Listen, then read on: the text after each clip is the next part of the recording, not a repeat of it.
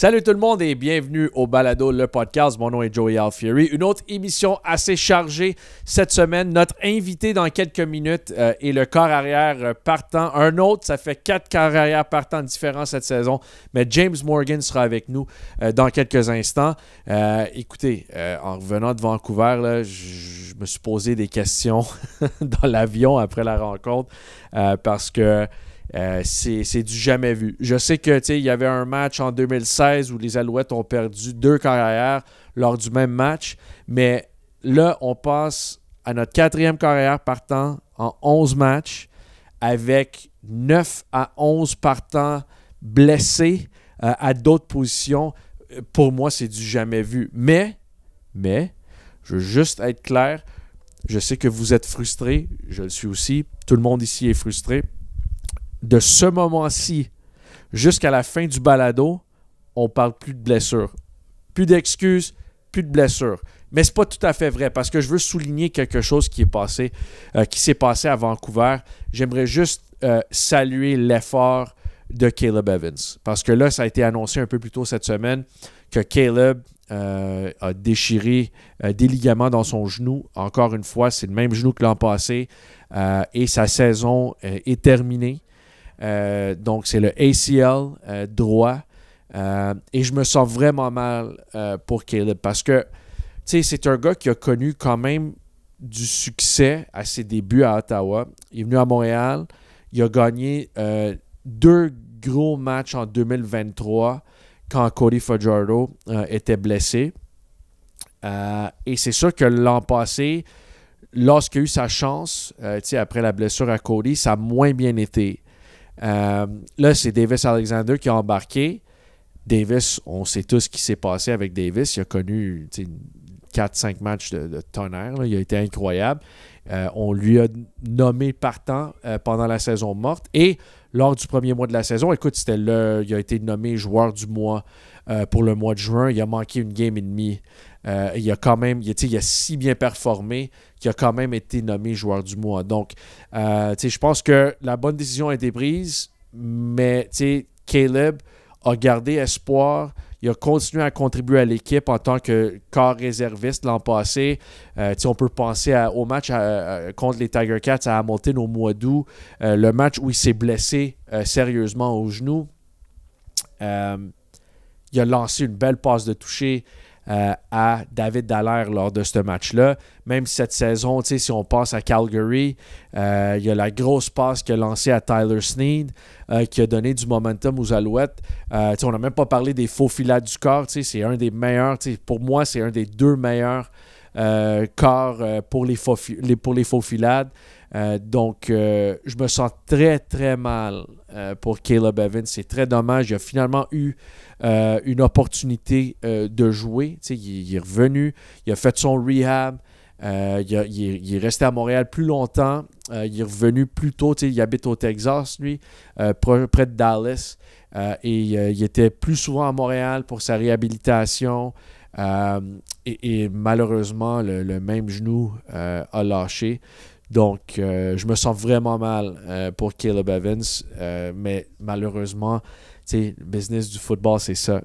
C'est les blessures, c'est des hauts, des bas. J'espère qu'on va revoir Caleb Evans très bientôt, dès l'an prochain. Mais si vous avez écouté le podcast la semaine passée, on a eu plein de commentaires de monde qui ne connaissait pas la personne Caleb Evans, qui ont écouté le podcast, puis en fin de compte, ils se sont dit « Ouais, on apprécie beaucoup Caleb Evans, c'est quelqu'un de drôle, mais qui prend son travail au sérieux. » Donc, c'est ça qui est ça pour Caleb Evans. Mais on passe au prochain, et c'est James Morgan. C'est sûr que cette semaine, à cause de la blessure à Caleb, il fallait signer un autre quart-arrière. Donc là, on est rendu à notre 4e, 5e et 6e quart-arrière. On a James Morgan qui va être partant, son premier départ dans la Ligue canadienne de football. Et on ira avec Cameron Dukes et Shea Patterson qui revient à Montréal. Lui qui il a passé les dernières saisons avec les Rough Riders de la Saskatchewan. Il a joué en tant que partant à Montréal. C'était l'an passé, si je ne me trompe pas. Donc, tu sais, Shea Patterson, il connaît la ville. C'est sûr que quand il était ici en 2021 et 2022, Kahari Jones était l'entraîneur, c'était l'attaque à Kahari, donc il n'est pas familier avec le système à Jason Moss. Donc, c'est James Morgan, Cam Dukes qui a 2 pratiques dans le système de Jason Moss et Shea Patterson qui en a juste 1. Mais c'est sûr que ça complique la vie un peu. Mais on va espérer que Davis Alexander revienne en santé très prochainement. Il y a des bonnes nouvelles. Lors de la seule pratique de la semaine, mercredi, on a vu Davis Alexander, on a vu Tyson Philpott, on a vu James Letcher, on a vu Sean Thomas Arlington, Marc-Antoine Dequoy était là, Austin Mack a fait il s'est entraîné sur les lignes de côté à l'écart du groupe, mais quand même, il était là. Donc, Kebion Ento est revenu à la pratique. Donc, on va parler de tous ceux qui reviennent dans la formation, ceux qui sont proches. Davis, Tyson, Letcher ne seront pas prêts pour cette semaine, mais au moins, on les a vus sur le terrain. Donc, c'est quand même des bonnes nouvelles. Mais on va parler de la charte des positions qui sort bientôt dans quelques instants. Mais quand on est de retour, on va avoir dans notre chaise ici le quart-arrière James Morgan. On revient dans quelques instants. This season, sit at 5-5. There's a soft spot in the defense. Finds Sneed. Sneed makes a move. End zone touchdown. And James Morgan has thrown his first CFL passing touchdown into the hands of Tyler Sneed. Re-bienvenue au PodcAls. Mon nom est Joey Alfieri. En compagnie du quart-arrière partant des Alouettes cette semaine, Monsieur James Morgan. James, what's going on, man? Jean m'appelle James. Yes. That's very good. Very good. And it's a name that you inspired me. Actually, I'm lying right now because you arrived. My son was born in 2023, and his name is James too. It's That's a great name. It's the only boy name that my wife and I could agree on was James. I can see why. I love it. Yeah. I love it. So if ever you want to leave, if you want to leave a little, inheritance or something like that at some point, it was named after you. If that'll there you go. There you go. If that'll help convince you. But thanks for stopping by, man. Appreciate it. I mean, it's been a I'm sure a whirlwind for you. I mean, we've used 4 quarterbacks in 10 games. This is going to be the 4th different starting quarterback, but I thought, and I wasn't surprised at all because I seen you work, but I thought for a guy who was kind of thrown into a tough spot in Vancouver, like from the first drive, like you guys moved the ball pretty well. Now, I know we spoke on the post-game show, but now that you've had the opportunity to watch the tape, I'm just curious, do you feel any differently about what you went through? I don't think I feel differently. I think that it was great to get the feedback, both good and bad, and like even with the bad stuff, right, it's just great opportunities to learn, right? Yeah. Like there was a couple things there where I felt like, okay, I'm looking at it and it's, okay, I could have done this differently or that. But no, I think, like you said, the whole reason that I try to do so much preparation is for moments like that, because like that is the reality of a professional quarterback, is you don't know when, right? And you have to be ready, and you have that in the back of your mind. And so when it happens, like for me, I think I told you it was a little surreal almost because you visualize it a lot, right? And you just, that's why you do it. So you're ready to go in those moments. So it's funny, like I've told this story, during radio interviews that I've done or whatever, but it was early on in training camp. And I just remembered that I was sitting down for those who've never been to the training complex in Saint Jerome for training camp. So the cafeteria is on the 2nd floor and it's overlooking the 2 football fields. And so I just remember every player on the roster was either sitting down in the cafeteria or working out in the gym. It was like an hour and a half after practice. And I looked outside and I go, look at that. James Morgan's trying to hit the goalpost, throwing ball. Like, you were out there for so long. And even, Jason Moss has mentioned the last couple of weeks, like, in all of his days playing, watching, or coaching, he's never seen a guy as prepared as you. Like, where does that come from? Like, to practice and then to go like an hour and a half after practice? Yeah. No, I think, I think that was the toughest thing for me because, I've been a professional now for like 6 years. Yeah. And the toughest thing for me was being ready to go, because right when I got to the league, it was, when you're the 3rd string guy, you aren't getting any reps. Right. And it was the first time in my football career Because in college, obviously, you got enough players where you have a whole other field where it's scout team, right? So even when I wasn't playing, I was still getting reps. Right. And it was something where I had to just try to find a way to still improve when you aren't getting the reps. Because I think, you know, there definitely is a confidence factor there. And that's something that I certainly struggled with as my career went. And then, you know, I just picked it up a little bit every single year. And for me, that's the process, right? Like when I'm not doing the reps in the field, but I'm repping the script, I'm getting the throws that the other guys have gotten in camp. Yeah. You know, that gives me the confidence when I go in the game to be like, okay, maybe I didn't get this live rep, but I've visualized it, I've seen it, and I've thrown it. Right. And I think that is, in essence, what being a pro is, right? Is you're always ready, like we talked about, and you got to just find ways, whatever that is, different things for different people. Like not everybody gets ready that way. Maybe it's more film with some people and all that stuff. But for me, that was like, okay, I want to stay on the field. I want to visualize it. I want to see it on the film.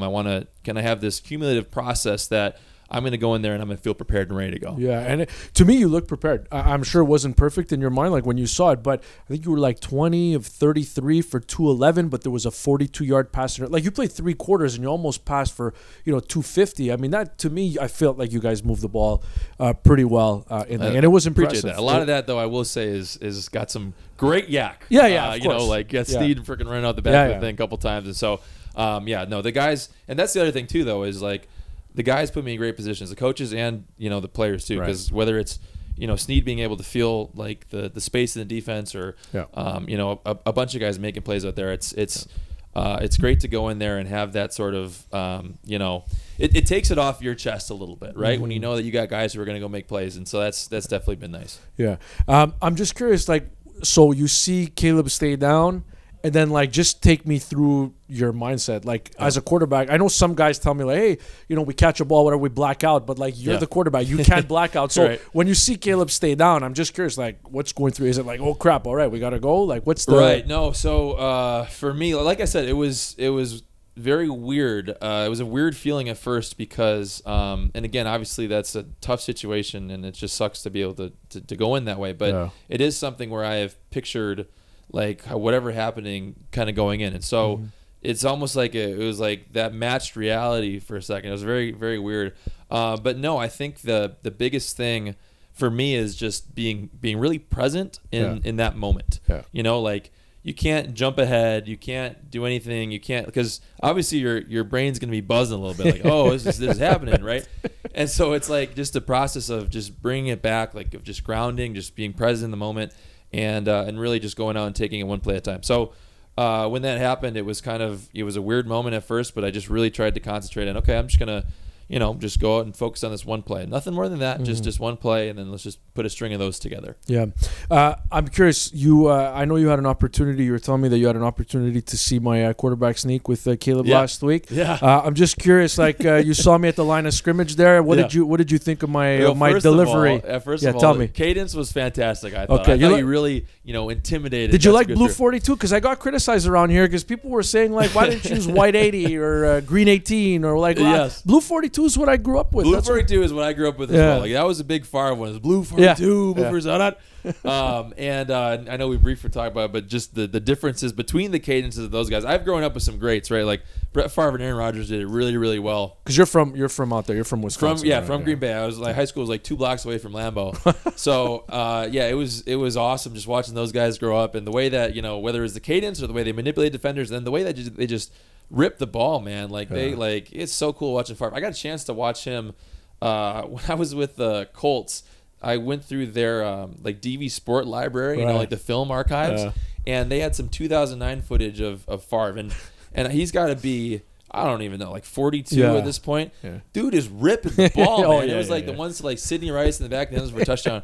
And so anyways, it's just cool, like being able to grow up with that around you, and you take away different stuff like the cadence or how they play the game, There's a lot of people who don't, like, they're watching football their whole lives and they don't know what the cadence is for. Like, can you, like the Blue 42 or the White 80 or the Green 18, like, can you just, for those who watching have no idea, like, how would you summarize it? Yeah, so really, when done effectively, it is a tool, right? Because the offense knows when they're going, the defense does not. Everything the defense does is reactionary to the offense. Right. So it is an awesome tool when you can effectively use it to, control the rush, right? Because it's like you can't just tee off if you think it's one every time. Because what defenders will do is the more and more you have the same cadence, they get in the rhythm. They feel it. It's like, okay, white 80 ways hut or whatever, they're freaking jumping. So to be able to mix up the cadence makes them sort of hesitate for a second, which helps out the line, right? You also have the aspect of the cadence where when you do a fake cadence, you can see what the defense is doing. And the more information you can gather pre-snap,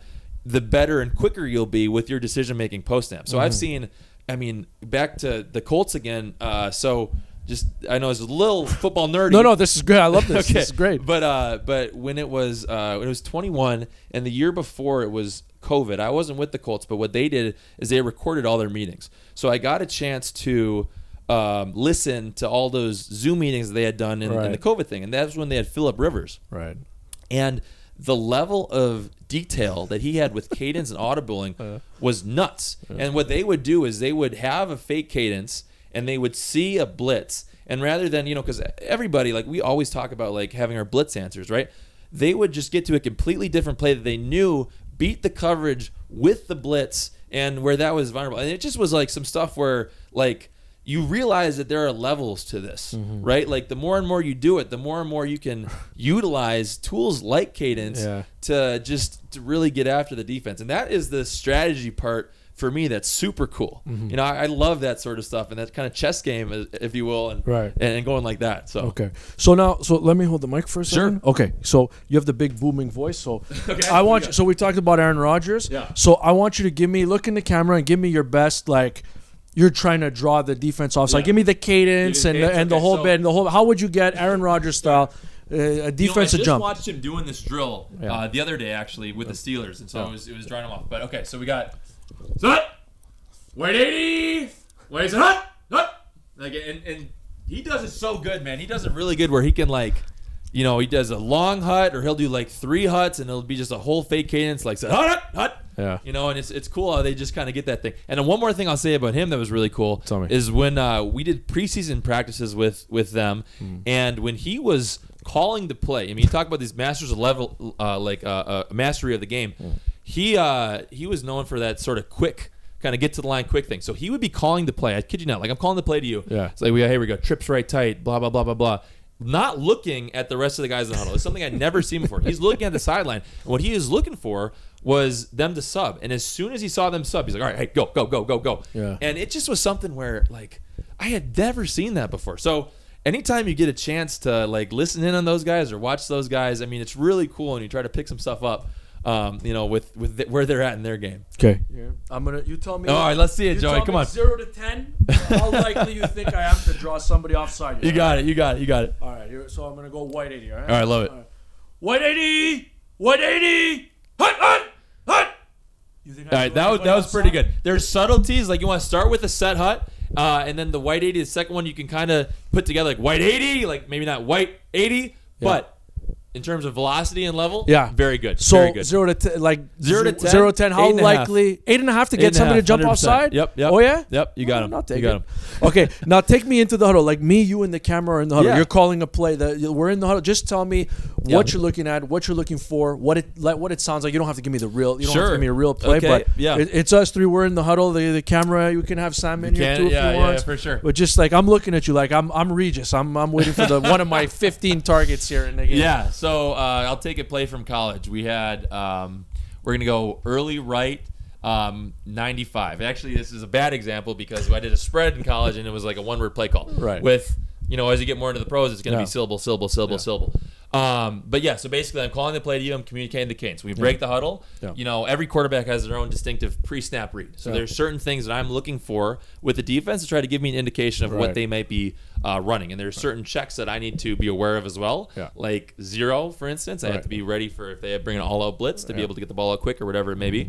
But then, so then after that, it's all like a read progression, and these guys do a great job of coaching it in terms of timing and like feet and eyes and everything sort of matching. And so you just basically are going out and you're seeing what you need to see in terms of seeing in front of your throw, progression, check down kind of thing. So that's the gist of it, anyways. So I'm gonna make a hard right turn here to get to. I can say you're a redhead. Is that absolutely fair? Okay. Yes, sir. Mount Rushmore of favorite redheaded athletes here. You can put yourself on there if you want. This is putting on the spot. This is a hard right turn. I'm just telling you. Yeah. So for me personally, growing up, it's funny you asked that because Chad Pennington was a quarterback for the Jets who had red hair, and for whatever reason, did Chad have red hair? Really? I believe so. Oh, yeah, I think we could look it up. I mean, that's why I loved him as a kid because he had red hair. I'm like, oh, this guy's awesome. So I really liked him. But okay, we're talking about gingers. Shaun White. 100% is probably the top of that list. The skate snowboarder. Sorry. Yes, snowboarder. Not the field goal kicker for BC. Correct. Good player as well. But no, Shaun White, the snowboard skateboarder. Yeah. I'm gonna go Scalabrini. Right, Boston Scalabrini. Celtics. Yeah, Scalabrini. Great White ginger Mamba. athlete. White Mamba. Yeah. Okay, how about Matt Bonner, the Red Rocket? Yeah. Okay, I was gonna think Andy Dalton. Oh, the Red Rifle? Sure. Red, yes. You can just put however many like red guns, I guess. I don't know, like into these nicknames. So yeah. But yeah, no, some good redheads. Did you have a good did you have any nickname that was like any redhead nickname? associated? Captain Morgan was one of them. Captain, but nothing associated with the redheaded? Yeah. Not that comes to mind immediately. But yeah, I think you're pretty creative if you come up with anything. Just I'll let try me know. to find something. The best defensive player you've ever played against, not with, against. Wow. Okay. Well, I was a member of the Jets when we played the Rams. Right. And Aaron Donald was crazy, and we specifically schemed like they were doing all this stuff to try to get him isolated like one-on-one, and we would literally like usually when there's three defenders, let's say there's a four down defense lineman, there's three to one side, one to the other. Yeah. You know, 90% of the time you are sliding to the three guys. We were sliding to him as like a single guy, and it just was a level of just domination that I have never seen. So although I never technically was playing against him, just the impact that he had for sure is probably the best defender I've ever seen. So for people who don't know, you were a 4th round pick of the Jets. It was a super early pick. I'm curious, like, what was your draft like night? Like, what were your expectations going into the draft? Did you go earlier than you thought? Did you go later? Like, what was the reaction? What kind of party did you have, if any? So yeah, it was really weird because it was during COVID, right? And it was just when it kind of just started. So what we did is I wouldn't have gone to the draft anyway, but everybody did like Zoom stuff and all that stuff. And so I think ESPN had a live feed to my basement where I was with my parents and my siblings. And then it was cool because all my friends gathered like outside. And so like my friends were having like basically like a freaking bonfire outside and we're in there. And so I pretty much knew I was going to be day 3. I think there was maybe a fractional choice I could go day 2, but we're pretty confident that day 3 would be the day. And so, yeah, once I got picked, it was really cool. I mean, I got the call, and like my family like basically swarmed around me, and then everybody who was outside was like, screw these regulations. They all came inside, started celebrating. So yeah, it was a really cool moment, man. And I think the little webcam camera got it. So like my parents have a clip of it and everything. Cool. And it was a cool moment. That's cool. You played in the NFL. You were in the NFL for a long time. You played with some really good players in college. I'm curious the most famous contact you have in your phone. In my phone? In your phone, like most famous athlete or it could be anybody. I mean, I'm sure I'll can I say that back to Aaron Rodgers? I don't have his phone number, but I did have an Instagram DM from him. Okay. And it was pretty funny. We were doing those joint practices, and like I'm telling you, man, that guy was. Where were you? I was with the Jets. Oh, you were with the Jets. So right. He wasn't there yet. It was before he got there. Right. It was before he got there. Yeah. So we had traveled to the Packers, and we were doing it with them, and I got the notification. I was in the quarterback meeting with all the guys. They all gave me a hard time because, man, I started freaking out. I was so excited. It's like at Aaron Rodgers 12 mentioned you in the story, and I'm just like, oh, this is insane, So that was probably the coolest little whatever you will celebrity sort of moment, I guess. Does anybody in the family have Packers season tickets? Yeah, so actually my family is part-time owners of the Packers. Oh, so you guys have shares there as well? Yeah, exactly. Like 0.00001%. All right.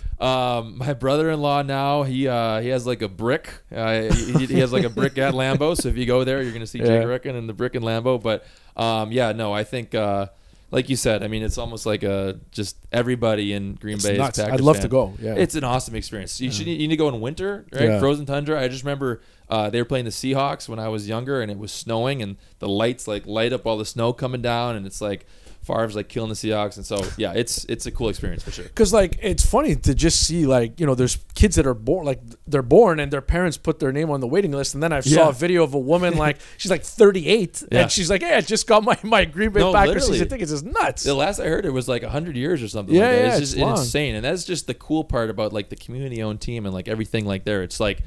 It's such like a cool feel, man. And it's like you don't get that everywhere. And I'm literally like Green Bay is a small town, and then it's just freaking Lambeau, and they're doing a lot of cool stuff with like districting and stuff like that. The Packers are with Titletown, but yeah, it's basically what everybody bleeds green and gold up there.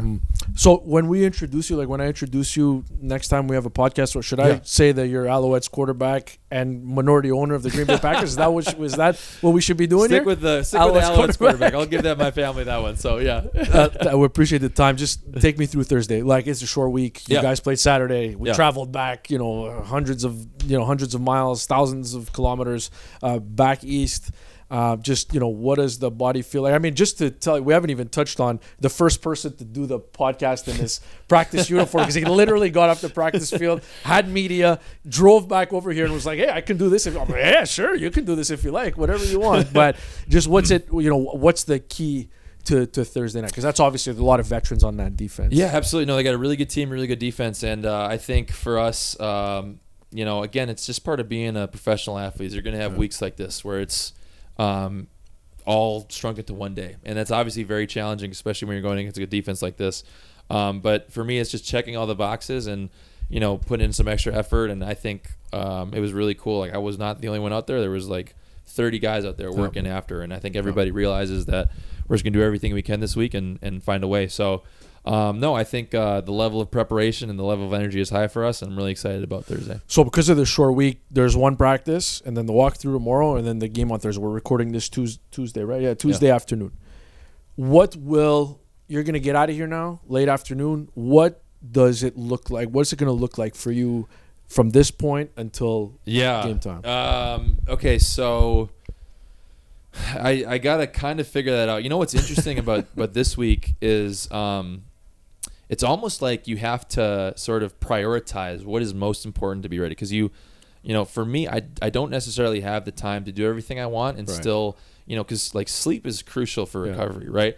So that's hard for me a little bit, because I got to kind of be like, okay, what do I really need and what is good, but I don't necessarily need. So it is going to be a bit of like, I'm going to just go and attack it right now. I'm going to meet with some guys. Like Davis has been really helpful this week. And so he's like, hey, let's go through some stuff. So I definitely appreciate that, and the whole quarterback room. And so kind of getting that done and trying to figure out, okay, what is going to be most beneficial for me to help me be ready to go Thursday, right? And that's what I'm going to try to focus on. Because I mean, it's a banged up quarterback room. I mean, obviously Davis, MBT, and Caleb out. I mean, it's got to be weird for Cam Dukes, because everybody talks about how complicated this offense is to learn, from a verbiage standpoint and just the concepts. But, if there's you, who has a lot of experience, and then there's Cam Dukes, who's going to have 2 practices as of Thursday, and Shea Patterson, who's got 1. And so it's like, can you help those? Like, how much can you help those guys out? Try to figure it out on the fly, Well, I got to say, for Cam last week and for Shea just getting in today, I mean, they have been putting in a lot of work. And so you obviously respect that a lot. And I know they'll be ready to go and do as much as they can. I mean, I have a lot of trust in that. And literally, it's all the quarterback room is a unit, and that's what's really cool about this place, because it's not always like that. And that's something that I'm super thankful for. And coming here and just having that support from everybody and that camaraderie is I don't take it for granted, for sure. So it's been really cool. James, appreciate the time, man. We thanks, went Joey. through favorite redheaded athletes. We went through cadence. Went through Packers season tickets. DMs from Aaron Rodgers. Was a lot of fun. All the best on Thursday, and we'll see you soon. Awesome. Thanks a lot, man. All right. Appreciate you. James Morgan, assez gentil pour venir au PodcAls. On revient dans une couple de minutes avec un peu d'analyse avant le match Alouettes Blue Bombers jeudi soir. One thing for the fourth-string quarterback to stay half an hour after practice. It's unusual for the first-string quarterback to stay half an hour after practice. Well, I think that's just kind of the way that, I approach it, but not just me, but like everybody out here. I mean, you guys see these guys are waiting until the very last thing on the bus. Like Allie's calling it out, like we got a minute to go, and they're still 20 guys in the field. So that's one cool thing about this team is everybody is, dialed in and willing to do the extra work, and you definitely feed off that, especially someone like me who I like to do that. And so it's great to have other guys be like, yeah, let's run another route. We didn't like how that felt. Let's get another one. It's great. Go ahead. Is there a moment in your career right now that you could, show what you got, that show you that you can take the Alouettes on your back and make them win? Yeah, I mean, it's an opportunity, right? And you just, you do everything you can to take advantage of that opportunity. And I think that the best way to do that is just take it one thing at a time, not change the prep and just go about it and attack the week. We're playing a good team, and I'm really excited about it. So I'm excited about this team. Really, how much did you think, at the start of the season that there would be a chance for you to start, especially starting, fourth on the depth chart? Yeah, so that is the hardest part, in my opinion, about being a professional athlete who's not a starter, is you never know, right? It's always like you're preparing for something hypothetical that could or could not happen. So for me, it was almost surreal to have it happen in the game. It was something I visualized for a long time. Obviously, I wish it under different circumstances. But yeah, I think it's something that you just always have to be ready for. And when that moment comes, you do everything you can to be ready. First CFL touchdown Saturday. How did you feel out there?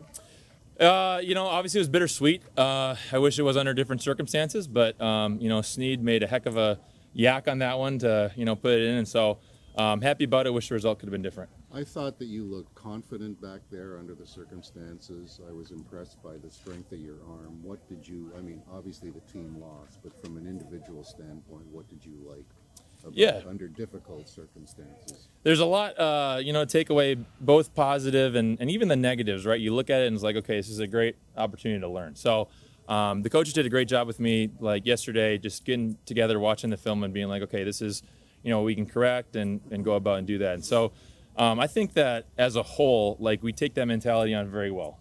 We always say it's not a loss, it's a learning lesson. And so for me, it's like, okay, let's take away some good stuff. Let's learn from the stuff that could be improved. And that's great. That's just great for me to have. I guess with your booming voice, there won't be any trouble hearing the call in the huddle or at the line of scrimmage. Let's hope not. Would that be safe to say? Let's hope not. Yeah.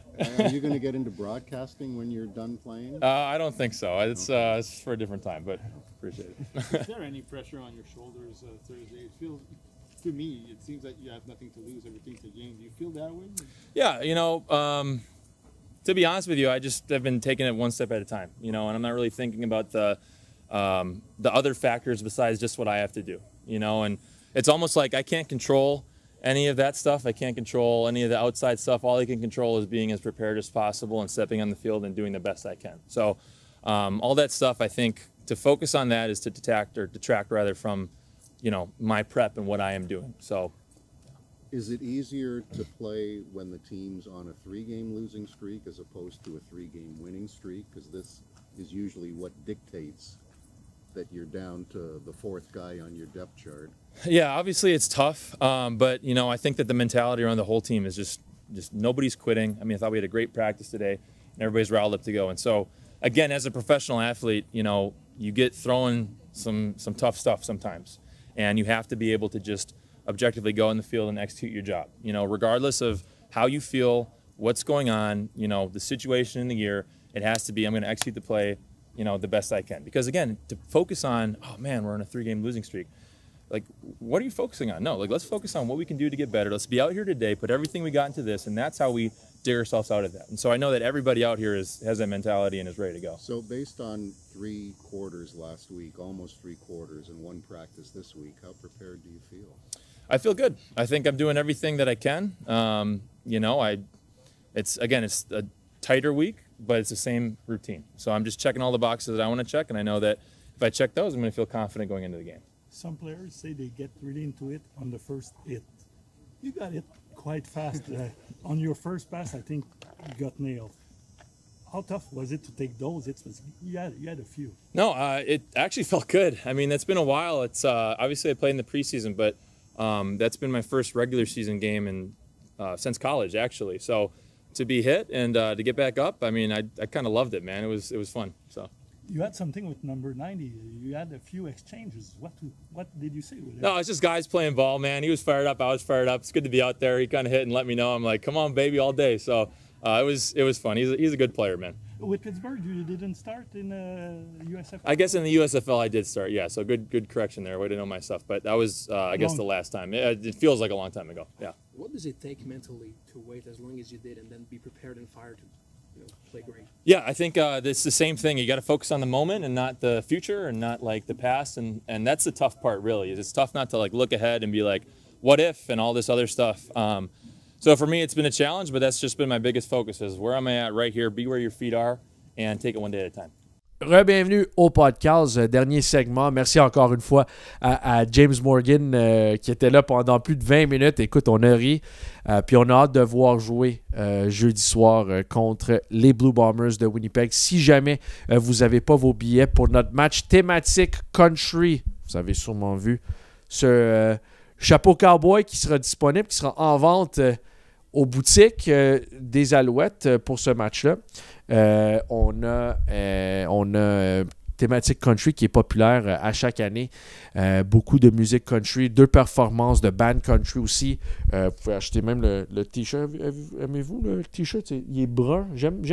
Ça fait différent comme couleur Alouette. Et le chapeau cowboy est brun. C'est-tu brun ça? Ouais, c'est brun. Ouais, c'est brun. Merci mon Sam. C'est brun. Donc, mon chandail en arrière. C'est bizarre, ça. Tu veux que je me tourne? On va essayer de le faire. Mais je veux parler de la... Je devrais-tu faire... C'est-tu beau? Mais j'ai mal aux genoux, man. Le siège? OK, excuse. Hey, écoute. Qu'est-ce que vous en pensez de mon T-shirt? Vous aimez ça? Je pense que Davis Alexander l'a porté au dernier match. Mais c'est moi qui l'ai. C'est moi qui parais mieux dans le T-shirt que Davis, on va se le dire. On va pas se le cacher. Mais oui, thématique country, cowboy, cowgirl. Donc, beaucoup de musique country. Si vous êtes fan de country, alsgo.com pour acheter vos billets. OK. Pour ce qui est charte des positions pour le match, on a un joueur qui revient, un blessé qui revient à 100%, mais je devrais dire à 99,9% pour ça, parce que tu sais jamais dans le football. Là. Mais à 100%, KB Anento est de retour dans la formation partante. Il a manqué les 3 dernières games. Puis c'est sûr, la tertiaire est maganée. Donc, Robert Kennedy s'est blessé lors du dernier match. Il sort de la formation. Ento reprend son poste de demi-coin du côté large du terrain. Seante Evans passe de cette position-là à demi-défensif du côté large du terrain. Donc, au moins, Ento revient. Pour ce qui est en attaque, Sean Thomas Erlington, game time decision. Donc, une décision va être prise après l'échauffement. Donc, on va voir s'il est en mesure de jouer. Lui qui n'a pas joué la semaine passée, qui a subi une blessure contre les Elks il y a 2 semaines. Donc, on a Erlington qui pourrait revenir et on a Ento qui revient. C'est sûr, évidemment, la seul autre changement, c'est Caleb Evans qui sort pour Shea Patterson. Donc, Shea Patterson devient un des quarts réservistes. Et je pense que vous voyez avec l'entrevue de James Morgan, c'est quand même un bonhomme en confiance. C'est quelqu'un de talentueux et je lui ai mentionné ça pendant l'entrevue, mais juste pour vous en parler un peu plus, moi, je sais que c'est un gars préparé, talentueux, mais des fois, il y a des gars talentueux que ça ne fonctionne pas sur le terrain pour X, Y raison. Mais dès sa première séquence à l'attaque, les Alouettes ont bien bougé le ballon. Belle chimie avec Tyler Snead aussi. Donc, je sais que le problème en attaque la semaine passée, c'était beaucoup de placements. C'est ça le problème. On a bougé le ballon, mais c'est beaucoup de placements courts. Donc, quand on rentre dans la zone payante, il faut marquer des touchés. C'est la seule façon qu'on va gagner dans la Ligue canadienne de football. De temps en temps, tu peux gagner un match 15-7, 15-10, de temps en temps, mais dans la Ligue canadienne de football, ça ne fonctionne pas de même. Et quand tu as un Zach Collaros de l'autre bord, c'est sûr que ça ne fonctionne pas de même. Donc, c'est vraiment... c'est dommage qu'on est rendu là, mais je suis quand même content de voir que James Morgan, un gars qui travaille tellement fort, va avoir sa chance de jouer et contre un très bon front défensif. On connaît Willie Jefferson, c'est une défensive avec beaucoup de vétérans, mais une équipe qui en arrache aussi ces temps-ci. C'est juste qu'eux autres, ils ont une semaine complète pour faire leur préparation parce qu'ils ont joué jeudi passé. Ils ont perdu contre les Stampeders. Je pense. C'était jeudi passé. Et là, les Alouettes ont joué samedi sur la route à Vancouver. Donc, tu sais, c'est sûr que c'est un peu plus compliqué quand tu joues sur la route samedi et que tu reviens à domicile pour jouer jeudi. Mais il faut trouver une façon de gagner ce match-là. Just win, baby. OK. Merci à tout le monde. Merci pour vos commentaires. Si vous êtes fan du balado, s'il vous plaît, abonnez-vous sur notre page YouTube, notre chaîne YouTube. Et laissez-nous un commentaire, laissez-nous des questions, donnez-nous un rating. Même si c'est 1 sur... On est-tu correct si le monde veut nous rater 1 sur 5? Je devrais-tu dire ça? Ou on veut juste des 5 sur 5? En haut de 4. 4 et plus? Ou en haut de 4? Mais en haut de 5, je pense pas qu'on peut le faire. Donc, en haut de 4. Donc, pas 4. On veut en haut de 4. OK, en haut de 4. Donc, excuse-moi. Moi, je suis correct si vous voulez faire un rating 1 sur 5, mais Sam, il dit il faut que vous laissiez des ratings en haut de 4. Donc, 4, c'est pas bon. En haut de 4, ce qui veut dire c'est 5 sur 5. Merci beaucoup tout le monde. On se recroise sur l'après-match, l'émission après-match en direct sur le terrain au stade. Demain soir, jeudi soir, je devrais dire. Donc, be there, be square. Mais nous autres, on va être là. On va passer les joueurs en entrevue. On va faire l'analyse du match. On va parler au coach. Et c'est ça. Donc, on devrait avoir du fun. Dernier match avant un bon bout quand même parce qu'on va passer en semaine de congé. On ne sera pas là la semaine prochaine. Le PodcAls prend une pause d'une semaine. Mais on sera de retour la semaine d'après. Le match d'après, gros match contre les Tiger Cats de Hamilton, devrait avoir quand même beaucoup de blessés qui vont être de retour pour ce match-là. C'est samedi à 13h le 6 septembre.